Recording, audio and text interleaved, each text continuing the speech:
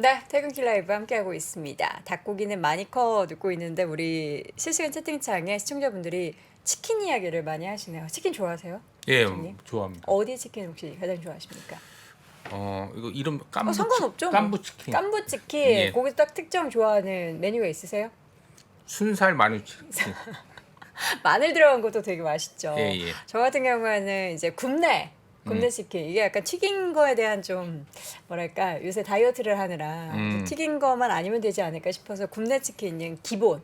거기에 이제 그 갈색 소스 찍어 먹는 걸 참 좋아하는데 여러분들 제가 치킨을 오세요. 한번 기회를 마련해서 우리 시청자분들과 먹는 시간을 개인적으로 한번 마련을 해보도록 하겠습니다. 오시면 사드리겠습니다. 쏘죠 뭐. 한 10마리 정도까지는 가능할 것 같습니다. 자, 기대됩니다. 예, 저녁 시간이 되고 해서 요 치킨 얘기 들으면 또 배고프실 것 같은데 다이어트 하시는 분들은 닭고기는 마니커, 닭가슴살로 그 허기를 좀 재우시길 바랍니다. 자, 데일리 인터 함께 하도록 하죠. IBK투자증권 박근영 부장 모시겠습니다. 부장님 어서 오세요. 네, 안녕하십니까. 부장님은 치킨 좋아하세요? 네, 좋아합니다. 어떤 브랜드? 마니커. 마니커. 역시. 와, 마니커로 이렇게 또 간장 이렇게 넣어가지고 찜닭 떼먹고 그러면 찌어서도 되는 거니까요. 해먹고. 예. 네, 많이 크면 좋을 것 같아요. 아이가. 예, 알겠습니다. 뭐 하여튼 뭐 마니커. 말씀 주셨듯이 예전에 제가 강박 브라더스 할 때 이제 박근영을 찾아라 이벤트 하면서 게릴라 많이 쏘셨잖아요. 많이 쏘았죠. 예, 그때 좋았죠. 뭐 네. 많이 찾아오셔가지고 어떻게 저녁에 또 같이 계획 식사도 없으세요? 하고. 예, 뭐 혼자 하기가 좀 애매하긴 제가 한데요. 뭐 박근영을 찾아라 한번 할까요? 네. 그래서 한번 여의도로 한번 진짜 게릴라 하면 오시면은 뭐 한번 함께 네, 조인하겠습니다. 날 잡아가지고 또. 한번 뭐 네. 식사를 하는 자리를 하든. 좋습니다. 그렇습니다. 뭐 조만간. 오늘은 이제 뒷단에 그 또 다른 그 중간에 하나의 코너가 더 있어가지고 역대급으로 준비했는데 네. 이 한 절반 정도밖에 못할 것 같네요. 아. 오늘은 조금 짧게 끝나는 것은 좀 양해를 부탁드리겠습니다. 네. 네. 그래서 시작을 빨리 좀 해보겠습니다. 그렇죠. 네. 시장 동향. 네, 코스피는 11포인트 하락 출발을 했습니다. 기관 외국인 양시장 현물 매도 출발을 했는데요. 선물은 양쪽 주체가 다 사고 이제 매수로 출발했습니다. 반도체나 인터넷, 제약바이오, 증권보험, 화장품, 미용기기 등이 강세였는데요. 특히 초전도체, 핵, 융합 에너지, 전력설비와 전선, 웹툰 등의 테마주도 강세를 보였습니다. 개장 직후 외국인 선물 매수의 확대와 코스피 200 매수 전환으로 코스피가 낙폭 축소를 하기도 했는데요.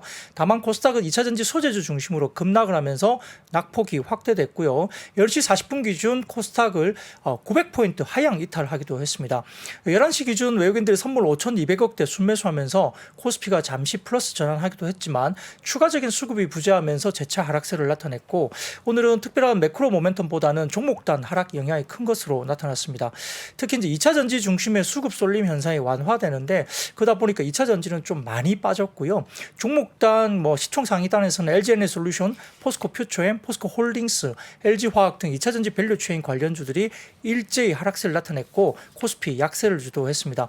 수급 쏠림 현상이 극대화되었던 코스닥도 마찬가지로 2차전지 소재주 중심으로 매물이 출회되면서 코스피 대비 하락폭도 컸고요. 원달러 환율은 1298원까지 오전에 하락세를 보였지만 장중 위안화 약세, 달러 인덱스 상승 영향으로 1300원 초반 수준으로 다시 낙폭이 축소되기도 했습니다. 업종별로는 영풍재지 급등세 속에 종이 몫이 강세 보였고 AI 서비스 공개 기대감에 힘입어서 네이버가 또 장중 8%대 급등하면서 서비스업 강세로 이어졌고 역시 이제 업종별 순환매가 확실히 나타나는 것 같습니다. 인터넷주가 좋은 상황이 계속 나오고 있고 카카오도 동반 상승 보였고요. 올해 부진이 지속됐던 음식료품도 7월 말부터 반등세 이어가면서 농심과 상향식품, CJ제일제당 등이 상승세를 보였습니다. 보험증권 등 금융업도 강세 기록했고요. 아까 말씀드렸던 일부 이제 2차전지 관련주들이 빠지면서 포스코 그룹주가 약세였기 때문에 철강, 금속 하락을 했고요. 화학업종도 SK이노베이션과 LG화학 중심으로 빠졌고요. 코스닥에서는 업종별로 엔터 3사 강세에 오락 문화업종이 상승을 보였고 게임주 강세에 힘입어서 디지털 컨텐츠도 반등을 줬습니다. 전반적으로 일반 전기전자나 원종 장비 부품, 화학 약세 보였고 특히 말씀드렸던 코스닥에서 2차전지 밸류체인 관련주들이 양극재가 엄청나게 급락 세태를 보이면서 일제히 코스닥을 끌어내렸습니다. 네, 전반적으로 시장 동향 가운데 오늘 두드러졌던 상승 흐름 보였던 종목들 하나씩 보겠습니다. 어떤 섹터 먼저 볼까요? 네, 뭐 의료 AI하고 그다음에 턴어라운드 관련된 로봇 매출 성장 가시화 뭐 이런 종목들이 이제 오늘 좀 주목을 받았는데 네. 역시 하나증권에서 보고서를 통해서 이제 작년 말에 등장한 오픈 AI, 챗GPT 관련된 부분에서 생성형 AI 등장이 결국 이제 의료 AI 우리가 이제 뭐 뷰노, 루닛 이런 이야기들이 많이 이제 나온 거죠. 그래서 실제 뭐 관련된 건강보험 등재 여러 가지 어려움이 있었지만은 이런 낮은 사업성이 개선되고 있는 상황이면서 현 정부의 적극적인 정책 지원에 힘입어서 국내 의료 AI 기업들의 성장이 가시화된다 뭐 리포트가 나왔습니다. 근데 이제 관련주는 이미 의료 AI 관련주는 꽤 많이 이미 급등을 했죠. 그렇기 때문에 이 부분도 또다시 이제 트레이딩 관점에서 주가들이 움직였다 볼 수 있겠고 이에 따라서 이제 AI라는 혁신적 기술에 따른 부분들에 대해서 이제 조금은 실질적인 매출 발생이 될 거로 보는데 작년까지는 의료 AI 관련주들이 진짜 매출이 거의 별로 없었거든요. 근데 이제 올해 내년까지는 뭐 몇 배 정도 매출단이 올라간다고 보이는 것 같아요. 그래서 뭐 100억 미만의 회사도 있었고 100억 원짜리도 있었는데 뭐 몇백억 수준으로 이제 일단은 매출단이 의미 있게 올라오는 종목들도 있습니다. 근데 밸류션 부분을 봐서는 좀 뭐 논하기가 좀 쉽지 않은 종목도 있죠. 이미 많이 올라서요. 근데 트레이딩 관점에서 이제 이런 이야기가 좀 나온 것 같고 다음 사진을 먼저 보여주시면 그 글로벌 의료 AI 시장 규모 전망인데요. 연간 평균적으로 37% 연평균 성장률이니까 이 정도면 거의 뭐 2차 전지급 성장률로 볼 수도 있겠습니다. 그러게요. 거의 10년간 성장률이 그런데요. 근데 워낙 이제 시장이 작았기 때문에 성장률에 대한 부분들은 좀 더 이제 주목을 좀 해야 될 것 같고, 그 다음에 이제 아울러서 이제 우리가 이야기되고 있는 로봇 관련주도 이제 주가들이 올라가는데요. 역시 이제 KB증권에서 오늘 리포트가 나왔지만 로봇 하반기 로봇 관련된 뭐 정부 정책 기대감이 있다. 이것 때문에 조만간 정책이 나오면 계속 좀 주목을 받을 것이다. 리포트도 나왔고요. 더군다나 이제 뭐 금리가 좀 높은 시대에서 노동자의 임금 상승도 나오고 있고 인구 구조에 있어서도 이제 2030년 정도 되면 우리가 이제 굉장히 그 노동 인구가 줄어듭니다. 한국 같은 경우도. 그리고 이제 기업들의 비용 절감 생산성 관련된 이야기들이 많이 이야기되고 있는데 네. 이제 특히 이제 반도체, 2차 전지, 자동차 등의 첨단 산업이 미국의 이제 온쇼어링 관련된 부분이죠. 그러니까 결국은 미국 쪽에 자체적으로 그쪽에 현지에 공장을 지어야 되는 상황이잖아요. 근데 뭐 2차 전지도 마찬가지지만 지금 한국에 짓는 비용보다 2차 전지 관련된 공장도 미국 현지에 지으면 엄청나게 인플레 때문에 엄청 비쌉니다. 그래서 그렇기 때문에 결국은 현지에서 이제 공장이 들어가면 자동화 관련이라든지 로봇 관련된 쪽에 뭔가 포커싱이 맞춰질 수밖에 없다고 이제 보는 것 같아요. 그러다 보니까 관련된 이야기가 이제 앞단에 그 전방 산업의 첨단 산업에서 반도체, 2차 전지, 자동차 등의 팹에서 결국 물류 자동화라든지 뭐 로봇 관련된 이슈가 불거질 수밖에 없다. 이런 논리입니다. 사진을 띄워주시면은 그 하나증권에서 한국과 세계 생산 가능 인구 추이 전망인데요. 세계적으로 이제 흐름이 이렇게 쭉 회색 선으로 나가는데 점점점 하향 추세가 있긴 하지만 한국이 특히 2030년 정도 되면은 이제 세계 평균보다 더 떨어지게 되는 변곡점이 온다고 해요. 그러니까 이제 고령 인구가 좀 많아지는 걸로 아마 보는 것 같고 인구 피라미드 상에서는 결국은 한국 쪽이 2030년 이후로는 생산 가능 여러 가지 부분에서는 조금 빠지는 쪽으로 좀 고민이 많은 것 같습니다. 뭐 출산율도 당연히 낮으니까 그 영향을 받을 수밖에 없고요. 그다음 사진 보시면은 작년 상반기 기준 주요 업종별 임금 인상률인데요. 결국은 IT 쪽이 한 7에서 8% 그리고 건설도 6% 이상, 뭐 제조, 뭐 전체 평균 쭉쭉 보더라도 뭐 임금 인상률이 굉장히 높습니다. 그러다 보니까 우리가 실제 뭐 둘러봐도 서비스 업종에 대한 여러 가지 부분들이 이제 인력을 줄이고 뭐 키오스크라든지 다른 뭐 서비스 관련된 우리가 음식점 가더라도 서빙 로봇이라든지 그런 것들이 많이 나오잖아요. 그러다 보니까 실제 임금 인상률에 관련된 부분에 대해서 부담을 많이 느끼고 있는 게 맞는 것 같긴 합니다.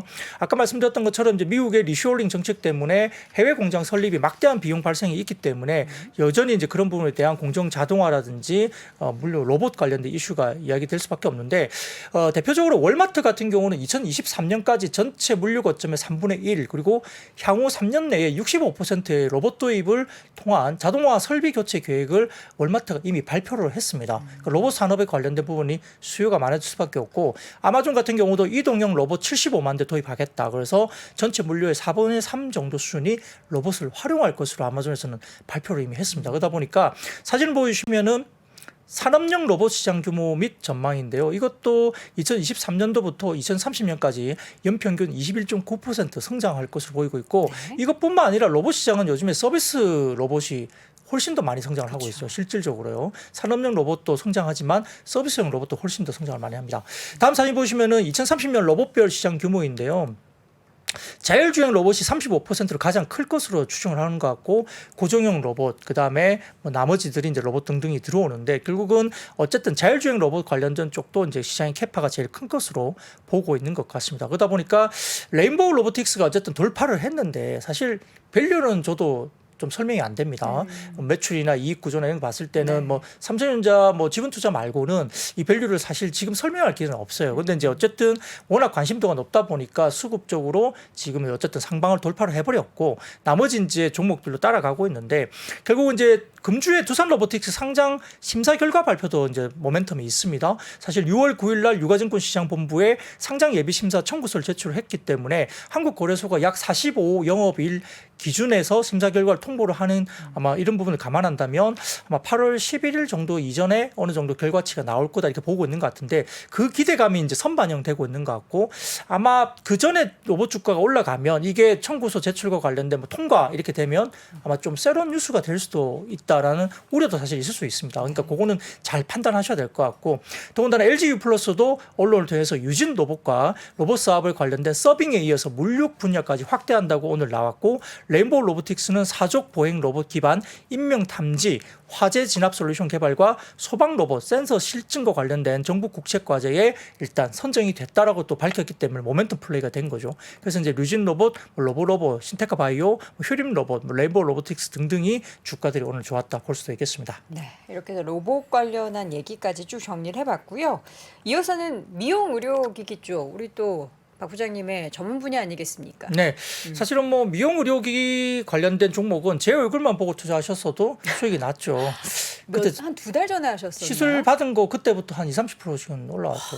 그러니까 뭐 그만큼 이제 물론 이제 이건 제가 농담으로 말씀드린 건데 미용 기기 시장은 이제는 초입 단계입니다. 성장 초입 단계이기 때문에 저는 아직까지도 성장을 충분히 할 수 있다 보는데요. 네. 하나증권에서도 그와 관련된 코멘트를 오늘 또 냈습니다. 그래서 글로벌 미용 시술 시장의 규모는 2021년 120조 원 규모인데요. 2030년 정도 가면 330조 원으로 한 3배 정도 성장을 합니다.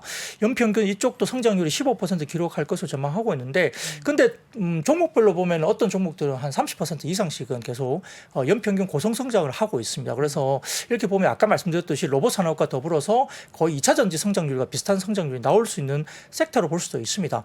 국제 미용 성형 외과 학회라는 게 있는데 여기에 따르면 비침습적 피부 리프팅의 점유율이 별도로 표기되기 시작했다. 이게 이제 굉장히 중요한데 과거에는 이제 수술이라든지 그리고 수술을 받다 보니까 비용도 많이 들고 실생활이 굉장히 좀 어려워지기 때문에 한 40대 이상의 어떤 좀 돈 여유가 있는 경제적 여유가 있는 여성분들 중심으로 수술 중심의 이제 이런 것들이 미용 쪽에 많이 있었고요. 그게 이제 우리가 보톡스와 같은 톡신 관련된 게 들어오고 최근에는 뭐 레이저 관련된 뭐 하이프나 RF 장비로 통해서 이렇게 비침습적 피부 리프팅이 이제 별도로 이제 시장이 크게 열리기 시작한 거죠. 그러다 보니까 이제 역시나 이제 한국 같은 경우는 제가 이렇게 좀 경험을 해보면 역시나 침으로 맞는 게 침습적이 더 효과가 좋긴 해요. 뭔가 찔러서 효과를 내는 게 훨씬 더 좋긴 한데 워낙 이제 이게 아프기도 하고 그쵸. 그다음에 일부 이제 통증이 없는 쪽으로 많이 개발이 됐지만 좀 예민한 분들은 이제 침으로 맞는 게 좀 예민하다 보니까 잘 못하죠. 비침습이나 아니면 최소 침습으로 이제 지금 기기가 계속적으로 진화되고 있습니다.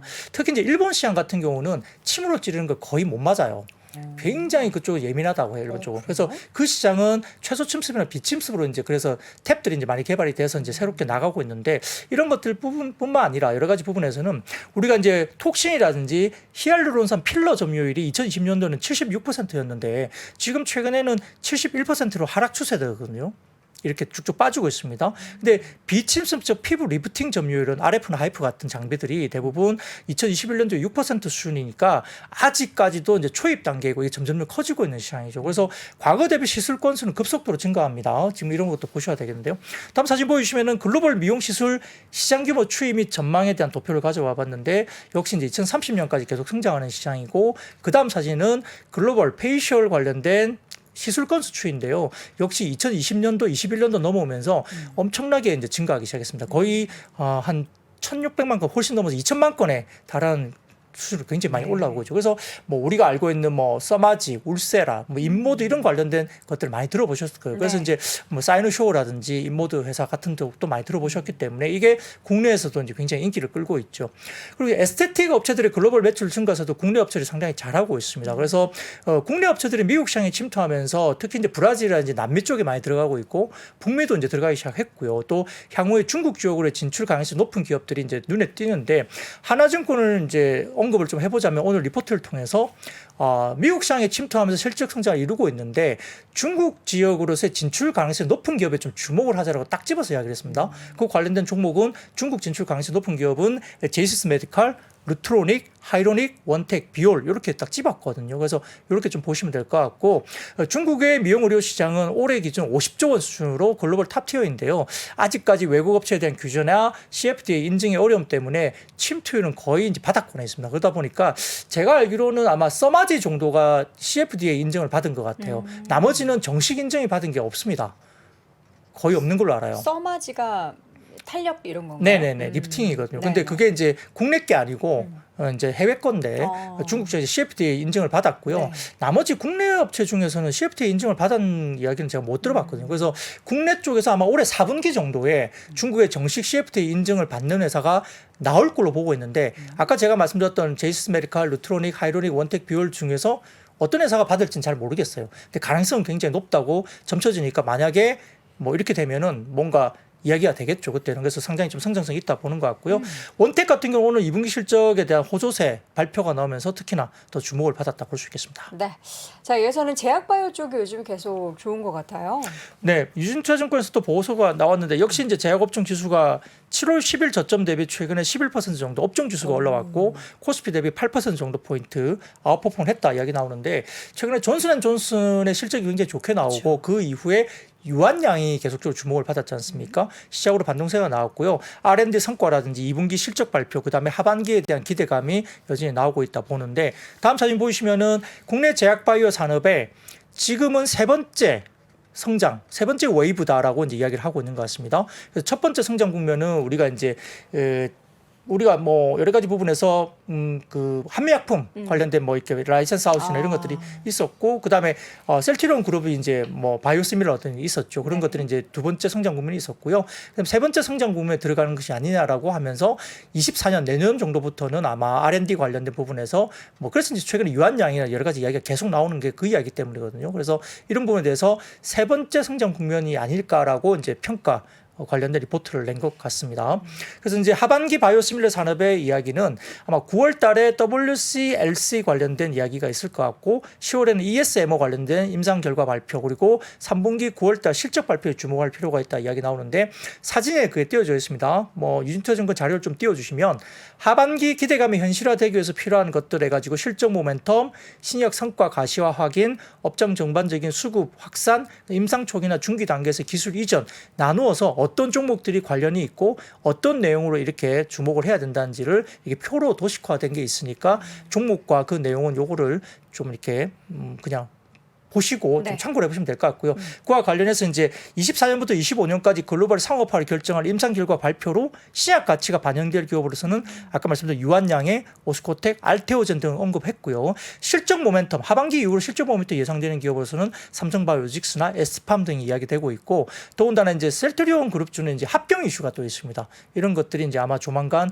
이야기 될 거기 때문에 아마 좀 잘 지켜봐야 된다 이야기 될 것 같고 최근에 뭐 보로노이 같은 경우도 상당히 좀 주목을 많이 받는 것 같아요. 그래서 이런 부분들 때문에 제약바이오가 최근에 천천히 주목을 받으면서 좀 순환매로 올라오고 있다 이렇게 볼 수도 있습니다. 네. 자, 여기서 오늘 자동차 부품주들이 좀 많이 하락했어요. 네. 언론에 따르면 현대차 그룹이 주요 협력사의 판매가 저조한 일부 전기차용 부품 생산 관련된 양을 최대 20% 감산해달라고 요청했다라고 기사가 나왔습니다. 그래서 이제 최근에 전기차 시장에서 약간의 국내 판매가 정체되는 현상에서 애초 예측한 공급량보다 수요가 좀 줄어든 여파라고 기사가 나왔는데요.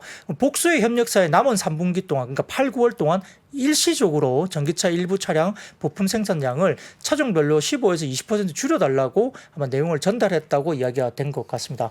근데 이제 이게 기사가 나오면서 이 부품 감산을 요청한 차종은 현대기아차 그룹에서는 제네시스 GV70 전동화 모델과 제네시스 GV60, 현대차 아이오닉 6, 그다음에 기아의 니로 플러스 등으로 이제 알려져 있는데 그래서 이제 자동차 부품주들이 꽤 많이 빠졌거든요. 근데 이와 관련해서는 삼성증권이 장중에 이제 코멘트를 냈는데 이 전기차 부품 감산에 대한 부분에서는 연간 목표 달성에 대한 아무 이상이 없다. 그러니까 이제 3분기가 일시적으로 조금 부품 생산량을 축소 요청을 했다는 언론의 기사가 있었지만은 삼성증권에서 확인해 본 결과 일부 물량에 대해서 생산 조절이 있긴 하겠지만은 연간 60만 대 관련된 생산 달성은 차질이 없으니까 그러면 뭐 우리가 거꾸로 추론해 보면 4분기에 물량이 계속적으로 정상적으로 더 많이 4분기에 될 거니까 부품사들이 잠깐 뭐 노이즈 때문에 빠지는 것은 별로 큰 의미가 아니다라고 이야기를 한 거죠. 그리고 언론에 언급됐던 GV70과 니로 플러스의 판매 비중은 전체 비중의 5%에도 안 되는 물량이니까 크게 의미가 없는 거 아니냐. 그래서 주가는 좀 과도하게 빠진 거다.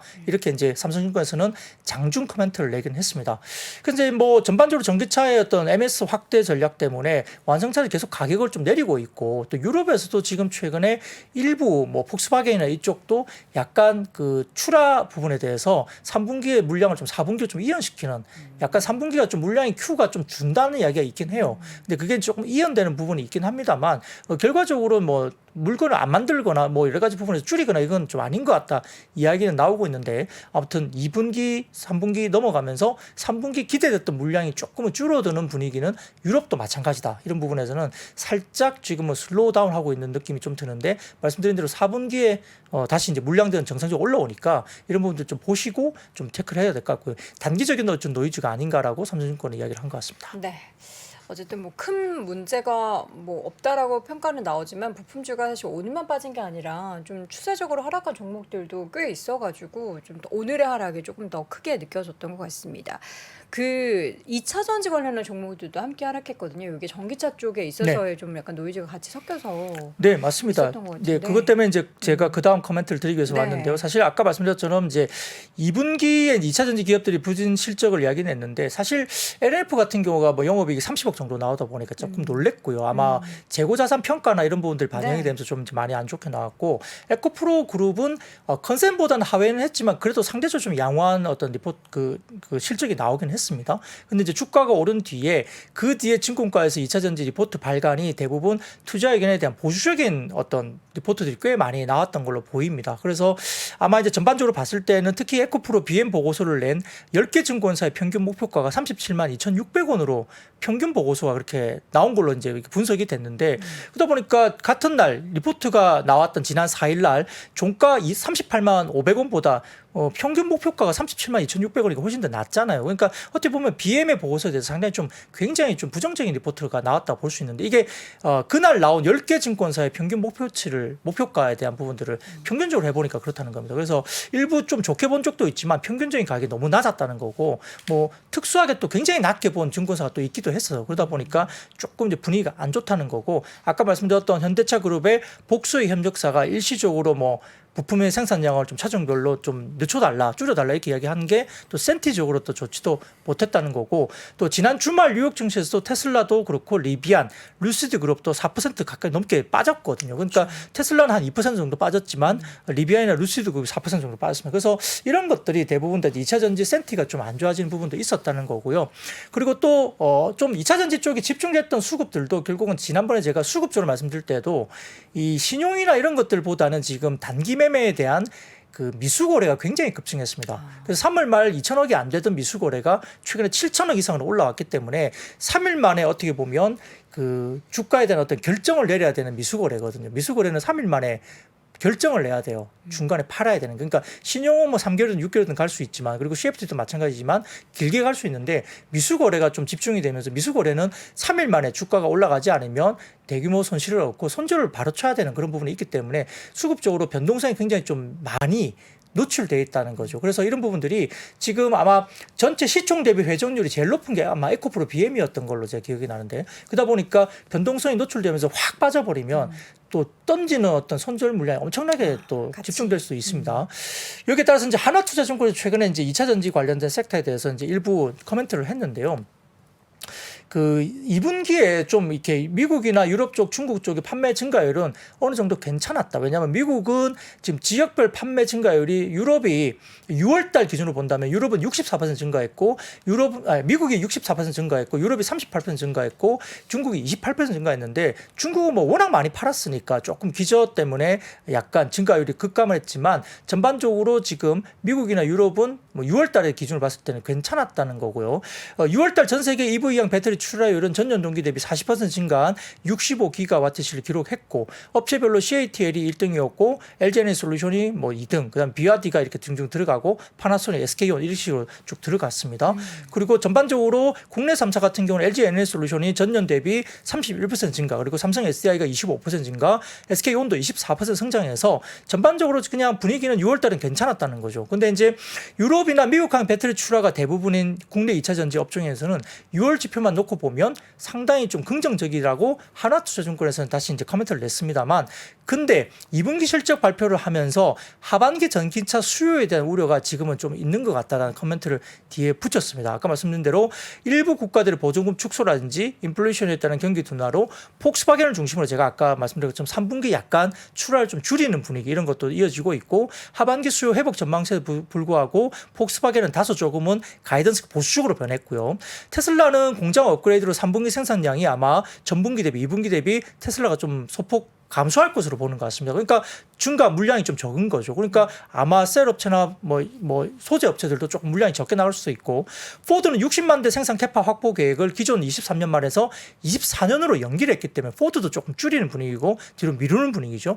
GM도 얼티엄 플랫폼 기반의 주요 모델을 출시를 앞두고 얼티엄 샘지의 램프업이 다소 좀 지체되고 있다고 이야기했기 때문에 이것도 좀 미뤄지는 분위기입니다. 그러니까 3분기 기대는 조금 보수적으로 변했어요. 그러니까 여러 가지 부분에서 양극재 ASP도 평균 단가도 판가도 좀 3분기가 더 빠질 걸로 보는데, Q가 증가가 좀 안 되는 분위기로 간다면은 3분기도 좀 주가는 좀 보수적으로 봐야 되는 거다. 조금 쉬어가거나 좀 보수적으로 보는 게 맞다고 보는 거죠. 그러다 보니까 이제 다른 쪽에 모멘텀이 있으니까 그 수급들이 빠져나와서 다른 쪽 섹터로 많이 넘어가는 거죠. 그래서 네이버 같은 인터넷도 갑자기 섹터에서 들어가고, 뭐 그다음에 제약바이오도 들어가고, 화장품도 들어가고, 미용기기도 들어가고, 이렇게 다른 섹터로 좀 나뉘고, 더군다나 초전조체 관련된 쪽에 또 집중적인 단기 매매가 확 들다 보니까 오늘도 급등했죠. 예, 오늘도 급등했죠. 그러다 보니까 이제 2차 전지 쪽에 대한 수급이 갈기가 조금 쉽지 않은 수급적인 국면도 있다는 겁니다. 다만 하나투자증권에서 이제 어떤 차트가 하나 있냐면 다음 띄워주시면 2차 전지 대표 업체의 올해와 내년의 합산 영업이익 컨센서스 추이인데요.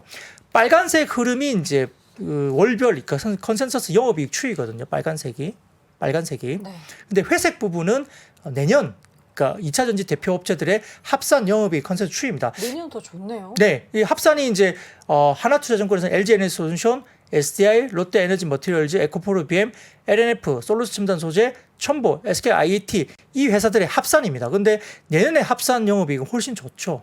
그러니까 이제 장기로 봤을 때는 어쨌든 영업이익이 더 증가하는 추세가 맞기 때문에 단기적으로 좀 노이즈 때문에 주가가 빠지면 장기로 봤을 때는 매수의 기회가 된다는 이야기를 좀 하고 싶었던 모양이에요. 그러다 보니까 이렇게 올해 합산 영업 컨센보다는 내년의 컨센이 훨씬 더 높게 형성되어 있다는 걸 보여주기 위해서 이렇게 리포트를 낸 것 같은데요. 아무래도 단기적인 3분기에 기대감을 조금 낮추는 분위기는 톤다운 되고 있는 분위기는 맞는 것 같은데, 주가 또 많이 빠지면 조금 매수 기회가 되지 않을까라는 뭐 이야기를 좀 하고 있는 것 같습니다. 네, 2차 전지 관련 종목들에는 수급이 너무 좀 급변하고 있어가지고 그 부분도 굉장히 주요할 것 같아요. 어쨌든 뭐 또 금요일 날 8월 11일 날 또 MSCI 그거 종목 들어가는 것도 발표하고 뭐 그런 이슈도 있고 그래서 네네. 근데 결론적으로 2차 전지는 뭐 이익의 증가보다는 이제 밸류에이션 배수의 증가로 많이 올랐기 때문에 최근 사항이 여러 가지 뭐 시장 규모라든지 뭐 이익보다는 밸류에이션 배수가 좀 내려갈 수 있는 요인이 좀 있는 것 같습니다. 그래서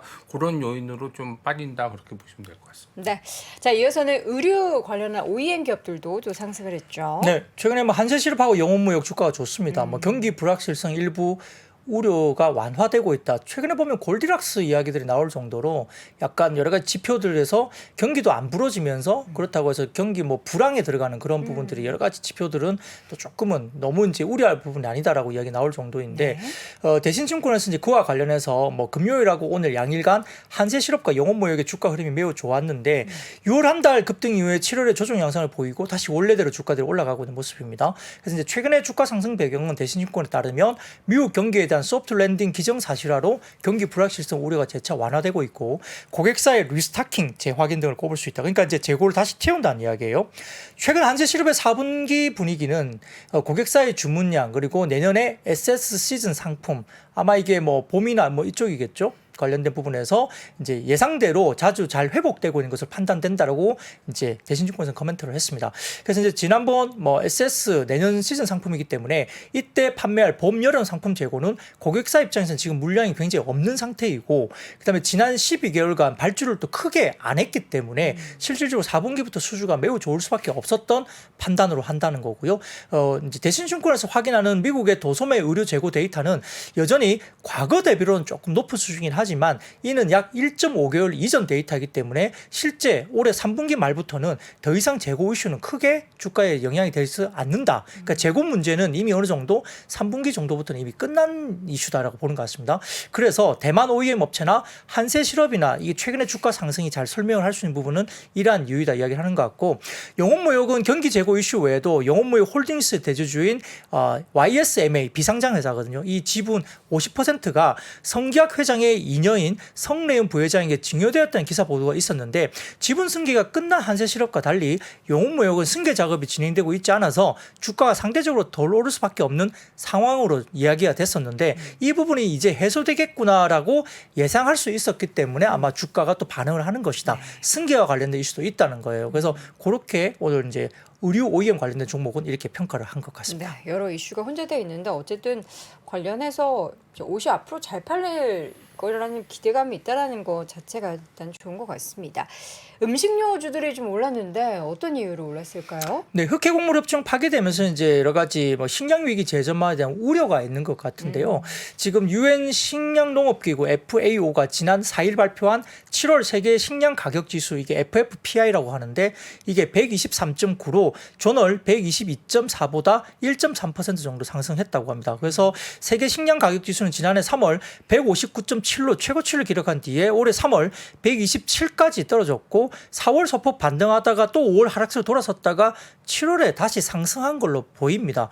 특히 밀 가격은 9개월 만에 처음으로 전월 대비 상승세를 나타냈고, 밀은 옥수수 해바라기 씨와 함께 우크라이나 주요 수출물 중에 하나인데, IMF가 흑해 곡물 협정 종료로 국해 곡물 가격이 아마 10에서 15% 정도 뛸 수 있다고 아마 전망치를 낸 것 같습니다. 그리고 이제 우크라이나가 해상 드론을 이용해서 또 러시아의 유조선이나 해군 함정을 공격하면서 다소 좀 약간 흑해를 통한 공급이 위협을 또 받고 있고, 서로 이제 약간 거점 항구를 통해서 러시아하고 우크라이나하고 지금 계속 드론 공격하거든요. 그러다 보니까 이게 약간 새로운 전선으로 우크라이나 전쟁 관련된 부분에서 흑해 일대가 다시 한번 좀 격화되는 것이 아니냐 이렇게 이야기하는 것 같은데, 근데 이것 때문에 뭐 사료나 뭐 비료 뭐 이런 종목도 올라가고, 일부 이제 농업 관련된 테마주도 올라가고, 이제 음식료 업종이 또 올라갔는데, 이걸 보면 근데 실질적으로 지금 일부 이제 흑해 협정이 파기되고 난 다음에 한 이틀 정도 올라간 다음에 그 뒤로 이 곡물 가격이 급등한 건 아니에요, 사실은. 그렇죠. 조금 반짝 올라오긴 했지만 과거처럼 막 급등하는 부분은 아니었기 때문에 이걸 가지고 너무 이제 이쪽과 관련 테마에 지금 들어가서 주가를 올라간다고 보기엔 조금 어렵다는 국면도 있습니다. 그렇기 때문에 오히려 이것보다는 음식료 업종을 좀 보자는 이야기는 오히려 있어요. 그게 왜 그러냐면 IBK 투자증권에서 최근에 이제 관련 리포트가 나오긴 했는데,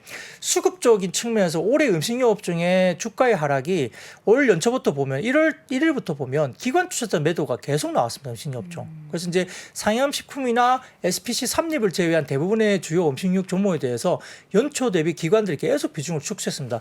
아마 외국인들은 그렇게 많이 축소를 안 한 것 같고요. 개인들은 계속 좀 늘렸죠. 근데 올해 이제 밀이나 대두 등의 주요 원자재 선물 가격이 작년 대비 하락은 했지만 작년 고가에 매입한 원료가 이제 올해 투입되는 레깅 효과, 보통 이제 레깅이 한 3에서 6개월 정도 투입이 좀 뒤로 들어옵니다. 그러다 보니까 작년에 고가 원재료가 이제 올해 상반기에 들어갔던 거죠. 그래서 이제 활용 범위가 넓은 원당의 가격 상승 때문에 원가 부담이 완전히 해소되지 못한 점도 약간의 투심이 약화해야 되는 부분이 원인으로 될 수 있겠죠.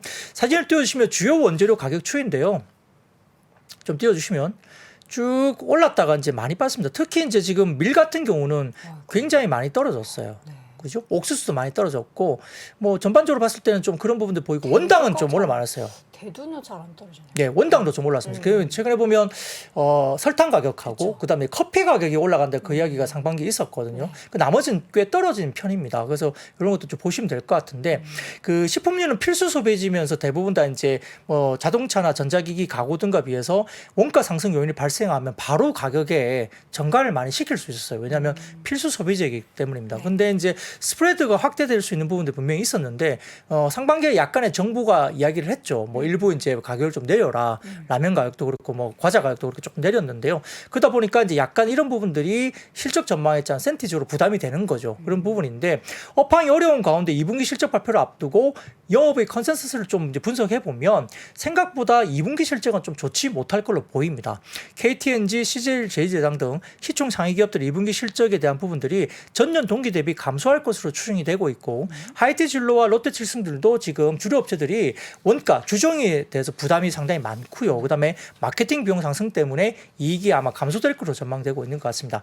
반면 이제 그나마 지금 음식료 업종 가운데 이익 폭이 개선될 거로 보는 쪽이 어디냐 하면 농심이에요. 농심. 그리고 빙그레 같은 경우도 폭염 때문에 최근에 빙가 수요가 확대 때문에 네. 영업이익 증가율이 업종 내에서 상위권으로 지금 기록할 것이다. 그래서 농심하고 빙그레 이런 쪽이 상당히 좋을 것 같고요.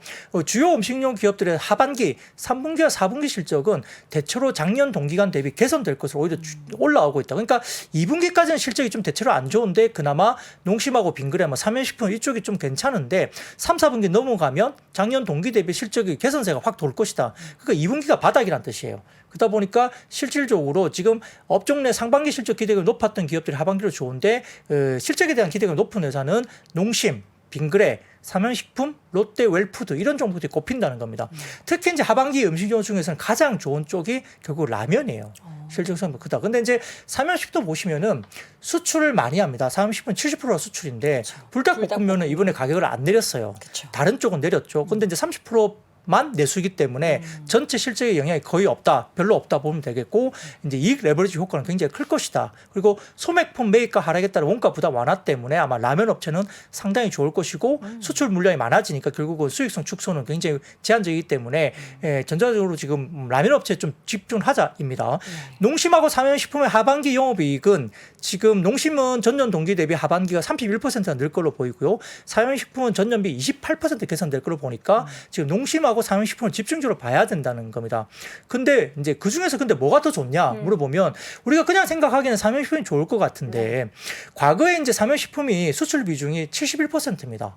그 수출 비중이 상당히 높은데 이 과연 이제 과거에 지금 삼연식품이 2010년대 보면 수출 비중이 10% 미만이었거든요. 이만큼 올라왔으니까. 네, 그때 영업이익률이 2에서 3% 수준이었어요. 근데 현재 영업이익률이 수출 비중 70%까지 올라오면서 영업이익률이 대폭 이제 현재 10%까지 영업이익률이 나옵니다.